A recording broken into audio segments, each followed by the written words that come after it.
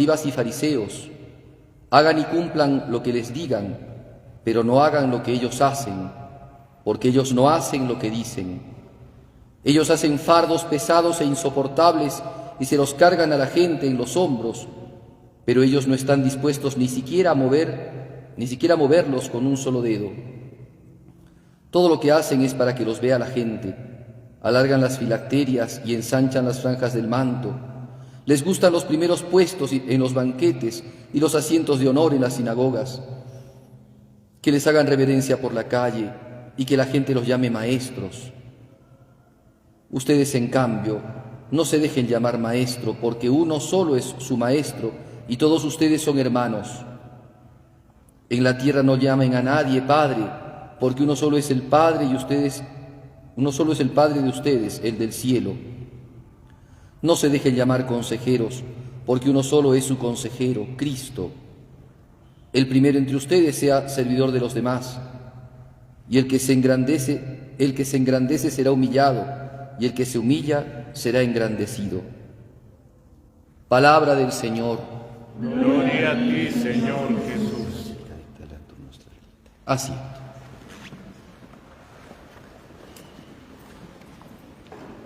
En este domingo 31 del tiempo ordinario, del tiempo de la feria, el Evangelio nos propone este texto después de habernos llevado de las controversias que tenía Jesucristo con los sumos sacerdotes, con los ancianos, con los fariseos, nos lleva ahora a que consideremos qué cosa es el fariseísmo. Si ustedes se han dado cuenta, estos últimos domingos las parábolas han sido intensas, fuertes, parábolas de controversia, los viñadores asesinos, los invitados a las bodas, bueno, y así han ido avanzando era una controversia de Cristo con ellos. Dadle al César lo que es del César, bueno, todos esos textos que hemos ido escuchando. Y ahora Jesucristo va a abrir el tema de qué cosa es el fariseísmo, que es algo que ciertamente lo hemos escuchado, Los cristianos, la gente que ha tenido un poco de catequesis, se da cuenta de qué es el fariseísmo, pero a veces no llegamos a profundizar lo suficiente. En esto quiero yo servirme de un libro muy oportuno para este caso, que lo escribió, digámoslo así, un profeta de nuestros tiempos, el padre Leonardo Castellani, un sacerdote muy sufrido, argentino, literato, exégeta, escritor, poeta, tenía un montón de cosas, filósofo, teólogo, tenía de todo. El hecho es que él escribió un libro que se llama Cristo y los fariseos. Y en el texto dirá el padre Castellani de que cuando a veces leemos distintos libros de la vida de Cristo, ustedes saben que libros de la vida de Cristo se han escrito a montones, antiguos, medievales, modernos. El Papa Benedicto XVI, por ejemplo, nos ha legado 3 tomos de un libro llamado Jesús de Nazaret, la infancia, la vida pública de Jesucristo, el momento de su pasión, muerte y resurrección. Y entonces los que escriben, dice, la vida de Cristo, lo que nos dejan de resumen es que Jesucristo es el Hijo de Dios, hasta ahí todo muy bien, y que nos ha redimido los pecados, hasta ahí todo muy bien. Pero dice el padre Castellani, pero no se preguntan o no responden o al menos no manejan la situación de por qué murió. ¿Cuál fue la razón de la muerte de Jesucristo? Y entonces no atacan con toda su furia o con toda su fuerza o no nos hacen poner la atención debida a lo que es este gran problema, tremendo problema, que es el fariseísmo. Porque si algo fue enemigo de Jesucristo, fue el fariseísmo. Y entonces, aquí se trata de que hoy día nosotros tratemos un poco dentro de lo que son nuestras posibilidades de entender y también de predicar, tratemos un poco de indagar qué significa esto. El padre Castellani iba a decir, cuando murió Juan Bautista, que predicaba la verdad y que era el precursor de Jesucristo, dice él que es sintomático que Juan, que predicaba la pureza, haya muerto por un impuro, Herodes. Pero también de que Cristo, que era aquel que vino a redimir al mundo, y a darnos la auténtica y verdadera religión haya muerto en manos de estos hombres que en principio vivían en la religión verdadera que era el judaísmo, pero la habían falseado. ¿Qué es el fariseísmo? ¿Qué cosa tan nociva y tan diabólica es el fariseísmo que se atrevió a matar al Hijo de Dios? Ya creo que con la pregunta misma nosotros vamos a darnos cuenta de lo importante, de lo serio y de lo grave que es este tema del fariseísmo. La primera cosa que debemos decir es que el fariseísmo está descrito por Jesucristo en varias partes de la Sagrada Escritura. Cristo, cuando se enfrenta con el fariseísmo, ¿cierto?, dice cosas muy claras de lo que eran ellos. Por otro lado, la historia bíblica y los datos que tenemos también nosotros de la sociedad judía nos hacen ver de que el fariseísmo era una secta, era un grupo dentro del judaísmo que tenía un credo que era, por un lado, bastante propio de la religión judía, pero que había sacado cosas o que había puesto cosas, mejor así, que no estaban dentro de la religión judía en principio, bajo el querer de Dios. Habían interpretado los textos bíblicos y en su interpretación de los textos bíblicos habían interpretaciones que eran algunas literalistas, otras muy rígidas y otras convenienciosas para ellos. Y entonces llevaban a una religiosidad de las cosas puramente exteriores. Para un fariseo, por ejemplo, el cumplir el precepto sabático era importantísimo. ¿Y en qué consistía? Decía el libro de Levítico, ¿no? El sábado no trabajarás, ni tú, ni tu mujer, ni tu hijo, ni tu siervo, ni tu asno, ni tu buey, nadie, no trabajarán, no habrá trabajo. ¿Qué entendían ellos? Que si no tiene que haber trabajo, ¿qué significa trabajo? ¿Qué cosa es trabajo? ¿Trabajo es arar? ¿Trabajo es cosechar? Entonces empezaban a pensar, ¿qué cosa es trabajo? Entonces empezaban un poco a ver la casuística de la ley. ¿Cuál es la casuística? A ver, cocinar es trabajo, escribir es trabajo, caminar es trabajo, y así se planteaban un montón de cosas, ¿no? La ley decía que había que pagar el diezmo de todo. El judío tenía el deber de pagar su diezmo. Y entonces ellos decían, el diezmo de todo. Entonces resulta que en su jardín tenían, por ejemplo, plantitas de menta.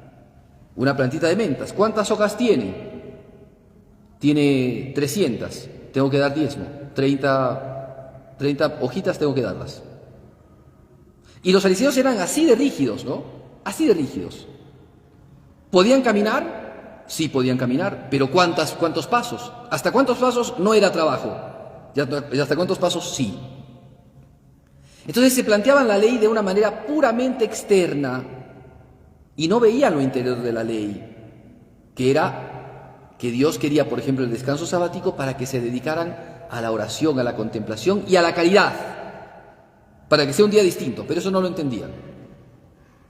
Nosotros hoy día estamos más bien idos para el otro lado del péndulo, ¿no? Porque el domingo ya no es un día de descanso, sino es un día de mayor trabajo.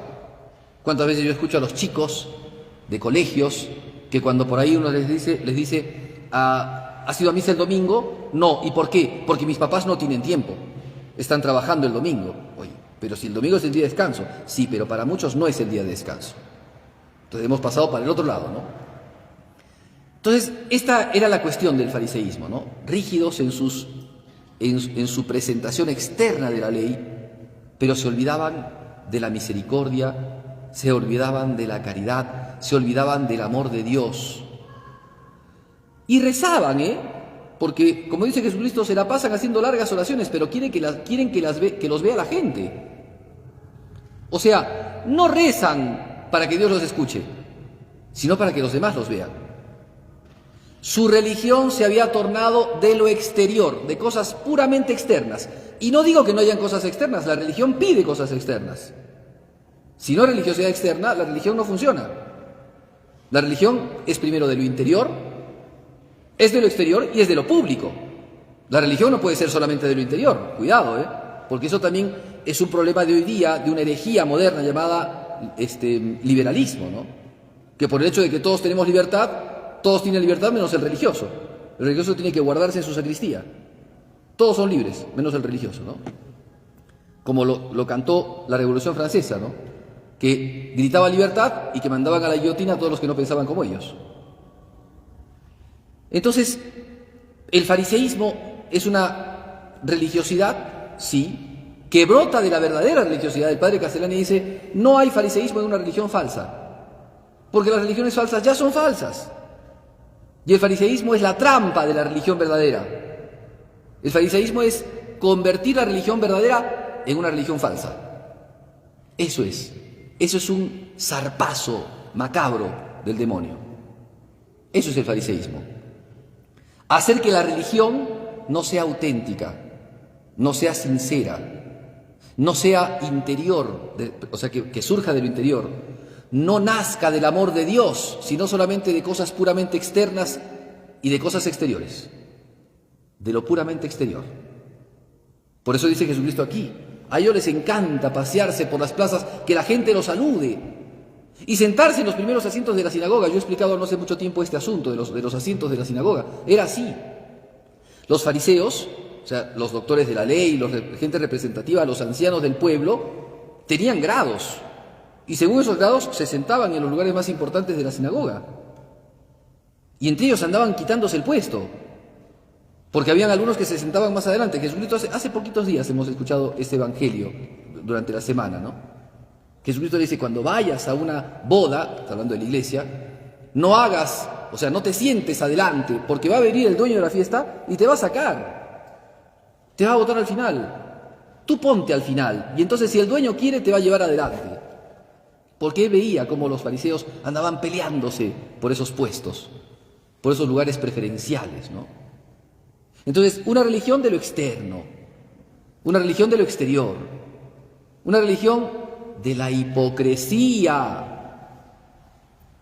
Porque, claro, en las formas eran puntillosos, en las formas externas, ¿no? Todo tenía que ser exacto, riguroso, pero internamente había rapiña, robo, ultraje, asesinato. Y entonces es el fariseísmo el que logra pervertir la religiosidad auténtica. Y ese es el problema, y ese es el pecado, y ese es, digámoslo así, la enfermedad del alma religiosa. Los ateos pueden ser hipócritas, pero no fariseos.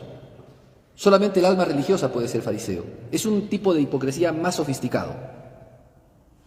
Porque el fariseo es el que se pinta religioso, y por tanto, una persona religiosa, ¿qué es? En principio es una persona buena, noble, justa. Eso es una persona religiosa. Por eso es que ustedes han visto que hay algunas personas que hoy día dicen, ¿no? Yo no quiero ser religioso, yo quiero ser buena persona. Oye, pero si ser religioso justamente significa principalmente ser buena persona. Si una persona es religiosa y no es buena persona, no es religiosa. Porque es Dios el que nos da la gracia y el que nos lleva al bien. Entonces, esa persona que se dice religiosa podrá tener formas religiosas, pero no es auténticamente religiosa. El alma religiosa es un alma que está en contacto directo, en contacto íntimo con Dios, que es bueno, que es un Padre bueno, que hace llover sobre justos e injustos y que da de sí, da de su amor a todos, a justos y pecadores. Y el alma religiosa se parece. Nosotros hemos sido creados a imagen y semejanza de Dios. Pues una cosa es la semejanza en el orden entitativo. En cuanto a nuestra naturaleza humana, somos todos imagen y semejanza de Dios, y no hay uno que sea más imagen que otro, ¿eh? En ese sentido, la Virgen María y cualquier otro cristiano, en cuanto ser humano, somos iguales imagen y semejanza de Dios. Pero también está el plano operativo, es decir, el plano de la virtud y de los actos humanos. Y entonces algunos pueden ser más imagen de Dios, porque se parecen más a Dios. Acuérdense de que la imagen que tenemos de Dios es imagen por semejanza, es decir, por parecido.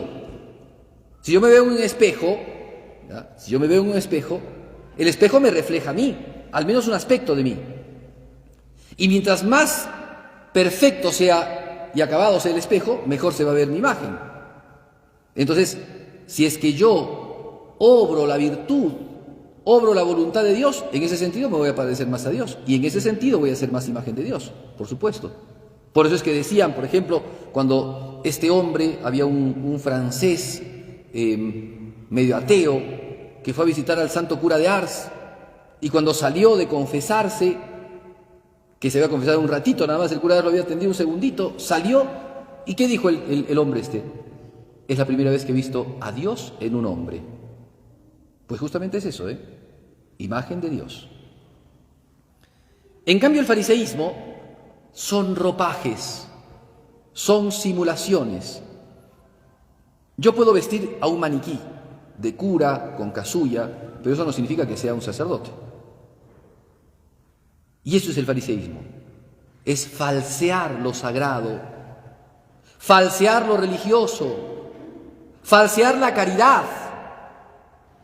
Yo ya he puesto este ejemplo en otras oportunidades, pero es que este ejemplo es realmente terrible, terrible. Los fariseos no querían quedar impuros el Viernes Santo, no querían quedar impuros. Entonces no querían entrar en la casa de un pagano, Pilato, pero estaban llevando a un inocente, estaban matando. Imagínense, matar a una persona es lo más impuro que haya. Bueno, hay cosas que son más impuras todavía, porque el odio a Dios es más impuro, pero era muy impuro matar a una persona, llevarla, confabularse y llevarlo a la muerte y hacer que otro lo mate, para colmo, ¿no?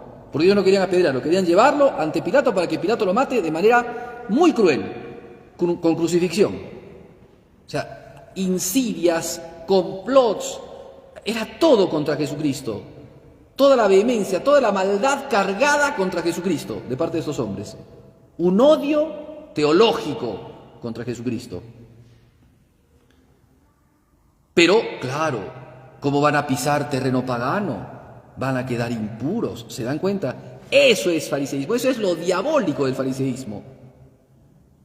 Lo habían comprado a Judas, otro casito, lo habían comprado a Judas, 30 monedas de plata. ¿Qué me dan si yo lo entrego? 30 monedas de plata, listo. Va Judas, lleno de remordimiento, diciéndoles, como para querer arreglar algo que no podía arreglar, he vendido a un inocente. He vendido sangre inocente. ¿Qué le dijeron los fariseos? ¿Y a nosotros qué? ¿Se dan cuenta? O sea, no le dijeron, no es inocente, es culpable, no, tal cosa. A ellos no les importaba, ¿ven? Ni les importaba a Cristo, ni les importaba a Judas.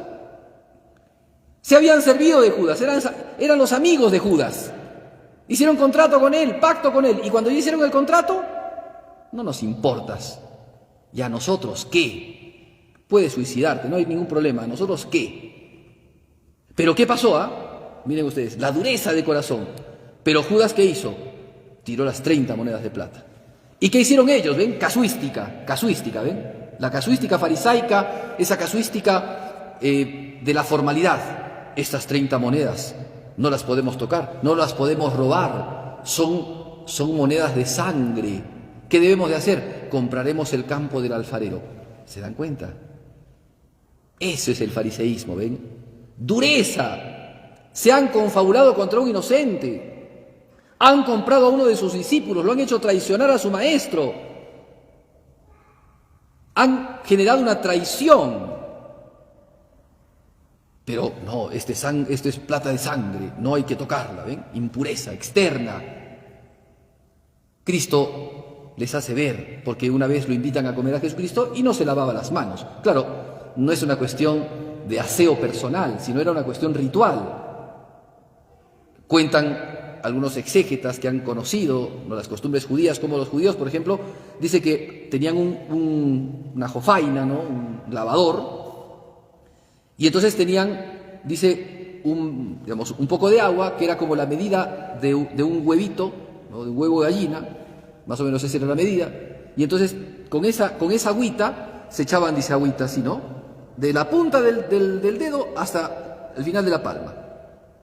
Y después de la palma hacia la punta del dedo. O sea, tomaban nuevamente agüita y así se echaban, ¿no? Y se purificaban. Y se restregaban los branos, los nudillos, las manos, los dedos, las uñas, todo. Porque eso era la manifestación de su pureza ritual. O sea, decían ellos que con eso ya quedaban puros. Es como aquel que va al confesionario pero sin arrepentimiento, ¿no? Cree que yendo al confesionario ya se va a recibir la absolución, pero si no tienes arrepentimiento no recibes la absolución, por más que el sacerdote te la dé. Estos se lavaban y se restregaban y se mojaban. Si no hay arrepentimiento no vas a quedar limpio. La mano te la lavas, pero el alma no se lava así. Ese era el tema de ellos, ¿ven? La exterioridad, la pura exterioridad. No tenían nada en el interior. En el interior había rapiña, amor propio, había vanagloria, vanidad, orgullo, soberbia. Esa oración, ¿ven? Por eso digo, Cristo va pintando lo que son los fariseos, esa oración de esa parábola de Cristo del fariseo y el publicano. Adelante en el templo el fariseo, ¿no? Como una diva. Señor, te doy gracias. Miren qué oración, ¿eh? Qué oración, increíble la oración, porque San Agustín decía también los herejes rezan, ¿no? Y los fariseos rezaban. Pero miren la oración del fariseo. Señor, te doy gracias porque yo pago mis impuestos, pago mi diezmo. Yo ayuno 2 veces por semana. Y no soy malvado ni corrupto como ese publicano. Miren ustedes, ¿no? O sea, yo soy bueno, él es el malo. Ese es el fariseísmo, ¿ven? Ven el corazón y no lo ven internamente, sino desde el ángulo de los otros. ¿Qué ven los otros en mí? Pues los otros ven en mí que no robo, que no mato, que no digo cosas feas, entonces soy pulcro, soy un santo, pero no ven el interior del corazón. Ven solamente como si fueran nosotros. Es como esa manera de ver del Facebook, ¿no? En el Facebook cuando ustedes entran dice ver como otros, ¿no? Como otros te ven. Es exactamente igual. Es exactamente igual. Ves tu alma, pero como los otros la ven. No la ves desde adentro. No ves tu rapiña, tu falta de humildad, tu orgullo, tu terquedad, tu soberbia, tu vanagloria, tu mezquindad, tu lujuria, qué sé yo. Tantos pecados tenemos. Vemos solamente lo que los otros ven. Entonces, ¿qué decimos? Soy recontra bueno. Porque yo voy a misa el domingo, soy recontra bueno. ¿Así? Y como lo veo al otro, que no va a misa el domingo, este es un pecador. ¿Se dan cuenta? ¿Se dan cuenta? No mire el interior del corazón. Tal vez el otro sea pecador, pero ¿quién te dice que el otro es menos pecador que tú? ¿Tú ves el fondo del corazón del otro? De ninguna manera. Pero ese es el fariseísmo, ¿ven? Y eso está enquistado en los cristianos, en el corazón de los cristianos, está enquistado, es un tumor. Y no respeta, el fariseísmo no respeta a laicos, monjes contemplativos, sacerdotes, obispos y hasta el Papa. No respeta. Y decía el padre Castellani, todos tenemos alguito de fariseo. Todos. Me acuerdo una vez, yo creo que esto lo he contado una vez, una anécdota que me causó gracia y tristeza, ¿no? Me acuerdo una vez, había viajado yo a la ciudad de Lima para hacer unos trámites y había viajado con un grupo de jóvenes. Entonces fuimos al santuario de Santa Rosita, ¿no? A la casa de Santa Rosa, ese santuario que queda creo que en la avenida Tacna. Entramos al museo, pero de repente empezamos a ver una cantidad de gente que entraba y salía, y monjitas de todos los colores, y curas, y de repente entran también obispos. Bueno, había algo del CELAM, ¿no? Algo del CELAM, de la Conferencia Episcopal Latinoamericana, y habían venido cardenales, obispos de otros lugares de Latinoamérica. Y creo que inclusive había venido gente de Roma, bueno, no sé qué acontecimiento era, la verdad que ni me acuerdo. Pero me acuerdo mucho que nosotros fuimos con el grupo de chicos con el que estaba, y fuimos a la casa de Santa Rosita, al museo, ¿no? a ese claustro interno, ¿no? Al pocito de Santa Rosa donde tiró las llaves, ¿no? de su cilicio, qué sé yo. Y de repente veo yo a unas monjitas, ¿no? Jovencitas ellas, que decían, ¿no? Yo las escuchaba, pues, el cardenal fulano de tal, el cardenal fulano, y se codeaban, ¿no? El cardenal fulano, acerquémonos. Entonces sacaron su rosario y fingían rezar el rosario para acercarse a donde estaba el cardenal. O sea, como que entre las dos estaban fingiendo, iban rezando el rosario así para llegar a donde estaba el cardenal. Evidentemente eso es una cosa, digámoslo así, hasta inocente, pero es farisaica. Porque si yo rezo, no utilizo la oración para otra cosa, ¿ven? pequeñeces, pero todos somos un poquito fariseos. Todos tenemos alguito de fariseísmo. Quedarnos en lo exterior. Como dije antes, lo exterior es muy importante, es muy importante. Cuando yo veo, por ejemplo, gente que en la misa no se arrodilla durante la consagración, a mí me da pena, pero puedo entender que hay o ignorancia o hay un rechazo a la fe. Lo exterior manifiesta lo interior.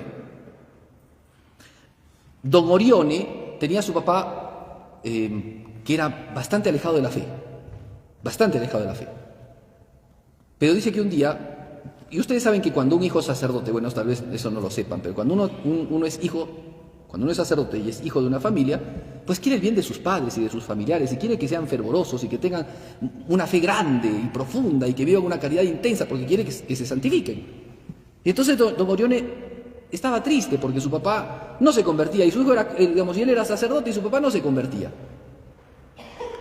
Pero un día, al paso de varios años, lo ve a su padre entrar a la iglesia y solamente vio esto vio don Orione, y lo vio hacer la genuflexión.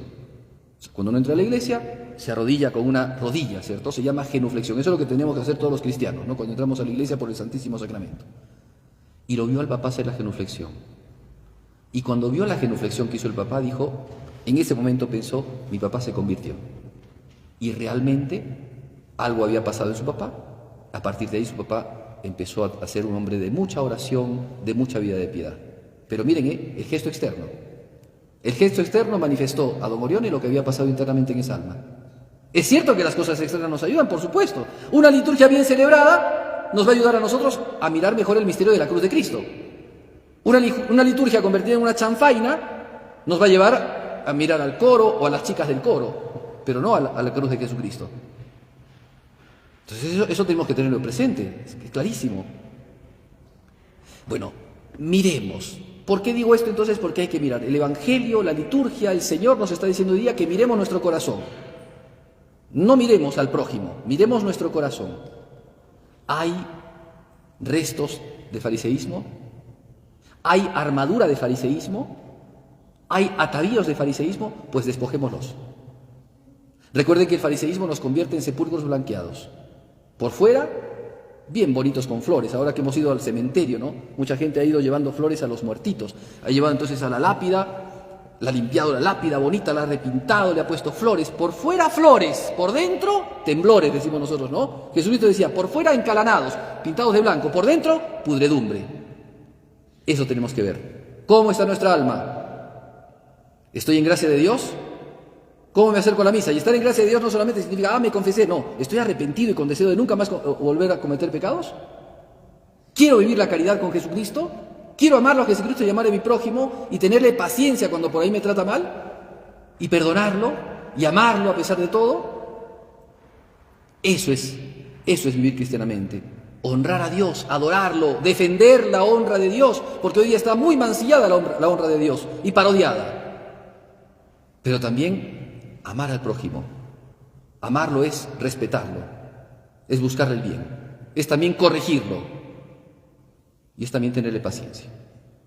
Que la Virgen Santísima rompa de nuestro corazón, despoje de nuestro corazón toda característica, toda actitud, toda manera de ser farisaica, y que nos dé un corazón como el de Jesús, que por nosotros se ofreció en el agra de la cruz, y que nos haga respetar el ambiente sagrado y que nos haga entender que lo externo también nos ayuda a vivir de manera plena nuestra vida cristiana. Que la Virgen nos conceda todas estas gracias.